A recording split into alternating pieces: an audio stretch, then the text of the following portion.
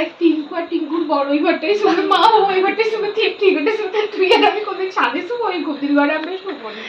তোর শ্বশুর ঘরে তুই কাঠের উপরে শুবি, যেন তক্তার উপরে শুবি। টাটা।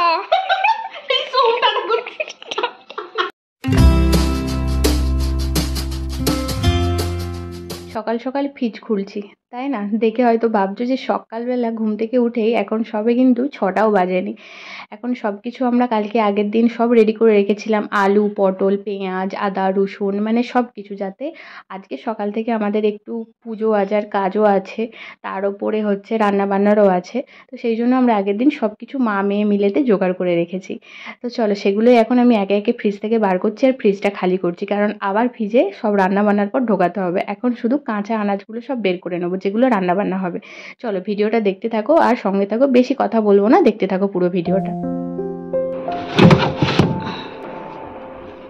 সব আমি এখানে বের করে নিয়েছি, তো বুটি নিয়ে নিলাম।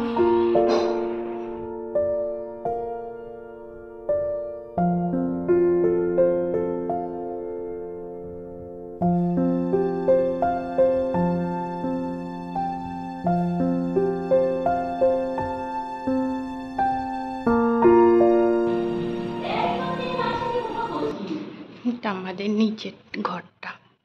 আমাকে পুজো হচ্ছে, আমি বলেছি পুজোর সময় মা আমি তাহলে রান্নাটা গ্যাসটা কি বন্ধ করে দিয়ে আসবো? তো আমাদের এখানে এই যে সাবমার্সিবল বসানো হচ্ছে, সেটারই হচ্ছে আজকে পাইপ হয়ে হবে, মানে পাইপ দেওয়া হবে। তো শেষ কাজ, তারপরে জল উঠবে, সেই জন্য যে এইসব কাজে মানে কমপ্লিট হওয়ার পর এই পুজো টুজো করতে হয়। তারপরেই যারা সব কাজ করছে এদেরকে খাওয়ান দাওয়ানোর একটু ব্যাপার থাকে, মানে পুরো কাজ কমপ্লিট হয়ে গেলে। তো সেটার জন্যই খাওয়া দাওয়ার তোড়জোড় করছি, কাল রাত থেকে সব জোগাড় করে রেখেছি, দেখেছো। তো এখানে পুজোটা হয়ে গেলে রান্নাবান্নাটা সেরে নেবো। তো চলো দেখতে থাকো। মা শাক এনেছো?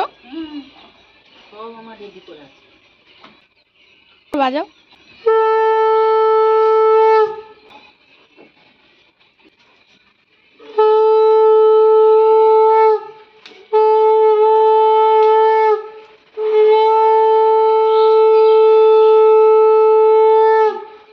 ভিডিওটা করার জন্য দেখেছি।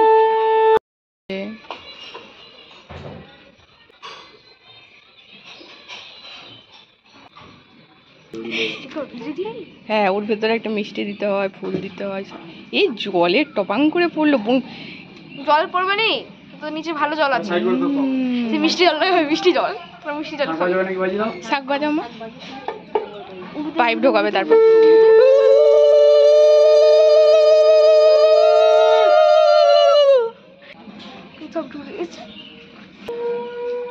এই পাইপ ঢোকানো হচ্ছে।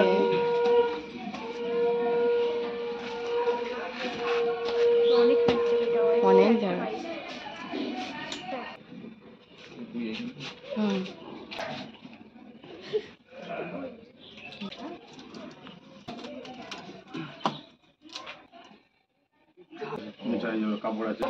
কাজ কাকু বলো। দেখো আমি খুব সকাল থেকেই রান্না মানে তোড়জোড় শুরু করে দিয়েছি।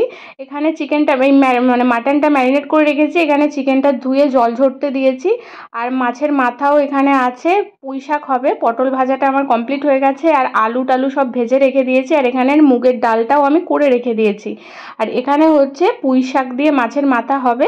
তো এখানে এই জন্য পুঁই শাকটা আমি সব ভেজে একদম মানে সেদ্ধ করে নিচ্ছি, যেমন পুঁই শাক রান্না করে, তারপর শেষে মাছের মাথা পেঁয়াজ দিয়ে সাঁতলাবো। তো চলো, আর ওপরে ছাদের ওপরে হচ্ছে আমি মাটনটা হবে আর ভাতটা হবে ছাদে।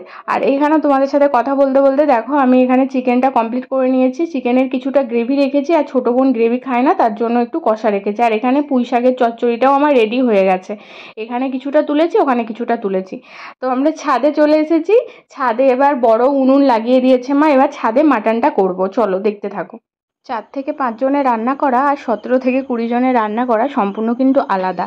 তাই জন্য কাকিমাকেও বলেছি যে তুমি আছো একটুখানি আমার সাথে, মানে সাথে থাকলেও অনেক কিছু, মানে কোনোটা বেশি দিতে হবে, কতটা জল লাগতে হবে, কতটা কি পরিমাণ সেটা তুমি জানো, অভিজ্ঞ মানুষ, তুমি সাথে থাকো। সেই জন্য কাকিমা আর আমি ছাদে এই দিকটা দেখছি, আর নিচে সব কিছু তো রান্না হয়েই গেছে, ওই দিকটা সব গুছিয়ে রেখে এবার ওপরে এসেছি। তো উনুন জ্বালা হয়ে গেছে, আর এখানে দেখো কড়াতে আমি তেল দিচ্ছি, যেহেতু একটু বেশি পরিমাণেরই মাটন আছে তো তেলটা কাকিমা বলে দিচ্ছে যতটা দিতে হয়। আর এখান থেকে দেখো আমাদের 3 তলা থেকে ছাদের মানে জলের যে কাজটা হচ্ছে সেটা দেখা যাচ্ছে। ওই দেখো আজকেই শেষ কাজ, মানে আজকেই জল উঠবে, সেই জন্য ওরা মানে একদম জোর কদমে লেগে পড়েছে।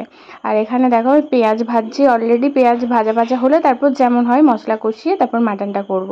তো চলো আগে করে নিই, কাজটা কমপ্লিট করে নিই, ঠিক আছে, তারপর পরে আসছি।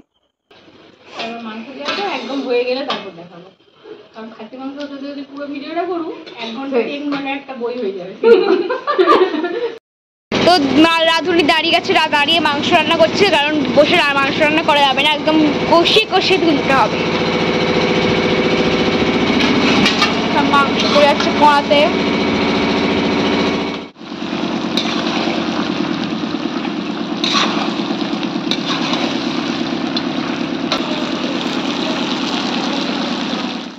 সত্যি কিন্তু আজকের মাংসটা ভীষণ টেস্টি হয়েছে, আর গন্ধটা কিন্তু বেশ ভালো উঠেছে। আর এখন একটু কাকিমাকে বললাম তুমি একটু নাড়ো তো মাংসটা, মানে অনেকক্ষণ ধরে নাড়ছি, কাকিমাও তারপর মাঝখানে একটু নাড়ছিল, তারপর জলটা দিয়ে এবার আস্তে আস্তে আমি ফুটতে দেবো। তো চলো আর নিচে দেখাবো তোমাদেরকে কি কি রান্না কমপ্লিট হয়েছে। এই দেখো সবার প্রথমে দেখায় এখানে চিকেনটা একটু কারি টাইপের রেখেছি যাতে মেখে খেতে পারে, আমার মেজো বোন আবার চিকেন ছাড়া খেতে পারে না। আর এখানে ভাত আছে, এখানে মাছের মাথা দিয়ে পুঁই শাক করেছে যেটা হেভি ভালো হয়েছে। আর এটা হচ্ছে পটল ভাজা, আর এখানে তো একটু চিকেন কষা ছোটোর জন্য আবার তুলে রেখে দিয়েছি।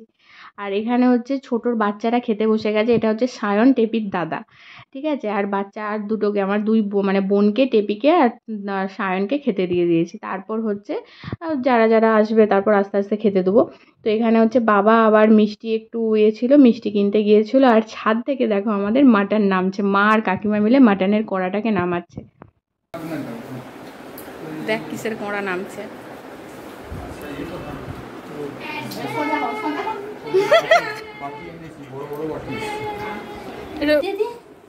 বাপরে বাপ, রান্না তখনই সার্থক হয় যখন সবাই খেয়ে বেশ প্রশংসা করে। সবকটা রান্নাই খুব ভালো হয়েছিল, মাটনটা তো অসাধারণ হয়েছিল, সবাই তৃপ্তি করে খেয়েছে। আর এখানে বাবা আইসক্রিম এনেছে। আর দেখো এখন সন্ধে, মানে সন্ধেই বলবো না রাত বলবো, 8টা বাজে। দুপুরবেলা থেকে মানে সেই সকাল 11টার সময় খেয়ে সবাই কাজ করছিল, মানে একটা জেদ নিয়ে কাজ করছিল। আজকে যেহেতু শেষ দিন, আজকে একটু কাজটা বেশিই থাকে, তাই কাকুরা এসেছে সেই রাত্রেবেলা একদম দুপুরের খাবার খেতে। যাই হোক সবাই তৃপ্তি করে খেয়েছে, খুব ভালো লাগলো।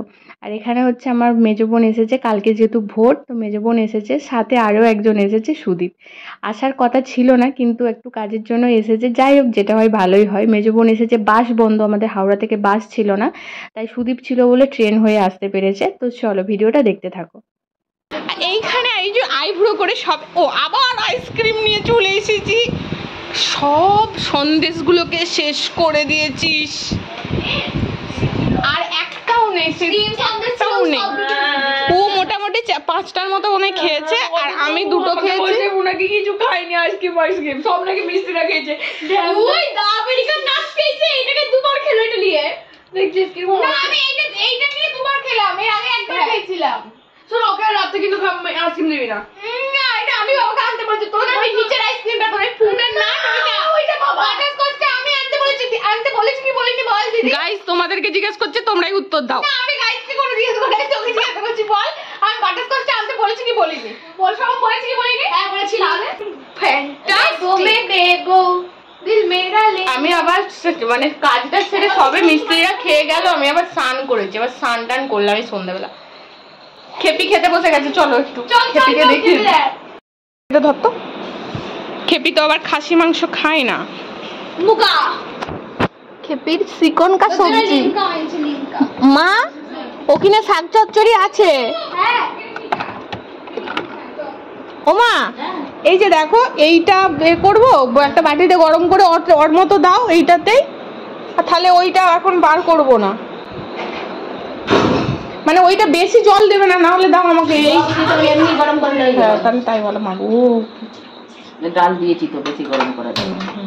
একটু কমিয়ে দাও গ্যাসটা, বটিটা পুড়ে যাবে। কমিয়ে দাও, দিকি দিকি জালে হয়ে যাবে। চচ্চড়ি দাও, এই দাও। ভাজা নেই তো? না ভাজা, পটল ভাজা শেষ হয়ে গেছে। খাসির মাংস আছে, যদি খাই তো দাও। লেবু আজকে খাওয়া যাবে না, আজকে শুক্রবার বলেই তো সব। আজকে মাংসেতে টমেটো নেই, কিছু না, কিন্তু ভালো হচ্ছে। খেয়ে দেখ, খেয়ে নে, মন ভরে খা। এখন ভিডিও অফ করি, নাইলে খেতে পারবে না ও। সত্যি ভিডিওটা অফ করতে টাকা নেই। ব্যাপারটা হচ্ছে তুই আর সুদীপ দা এসির ঘরে শুলি না, এসির ঘরে শুবো নি আমরা, ওই গদির ঘরটা শুবো, এসির ঘরে শুবো নি। তাহলে তো সমস্যার সমাধান হয়ে গেল। আমি সমস্যার সমাধান করতে পারি বোন। আমি সব আলোচনা করছি, দেখ টিঙ্কু আর টিঙ্কুর বড় ওই ঘরটাই শুনে, মা ওই ঘরটাই শুনে, ঠিক ওটা শুনে, তুই আর আমি কোনদিন সাথে শুবো ওই গদির ঘরে? আমি শুবো না। আমি আর সুদীপ গদির ঘরেই শুয়ে পড়বো। কেন কেন? হ্যাঁ তাই দেখ, জামাই এসছে, আগে ওই সব নরম গদিতে শুতে হয় তো জামাই কি কাঠে শয়? তোর শ্বশুর ঘরে তুই কাঠের উপরে শুবি, যেন তক্তার উপরে শুবি। ডিস্টার্ব করিস দিদি। তুই তো বললে বড় সমস্যা। গাইস তখনই ফোনটা নিয়ে চলে আসে গাইস করতে। ডিসগাস্টিং। তুই তো আমাকে ডাকলি, আর আমি ডেকেছি কিন্তু ফোনটা নিয়ে আসতে বলেছি। আমাকে ডাকা মানে আমার হাতে ফোন থাকবে। আমি সবসময় প্রমাণ ছাড়া কথা বলি না। সেটা একটু চালা না, বন্ধ করে। চালিয়ে দিয়েছি তো। তুই কানা। এসি চলছে, দেখ সারাদিন। নামটা কি জানো? কার্বো ভেজিটেবল। কার্বো ভেজিটেবল তো না কার্বো হয়ে যাও। টেবিলে দাও। ও বাবা,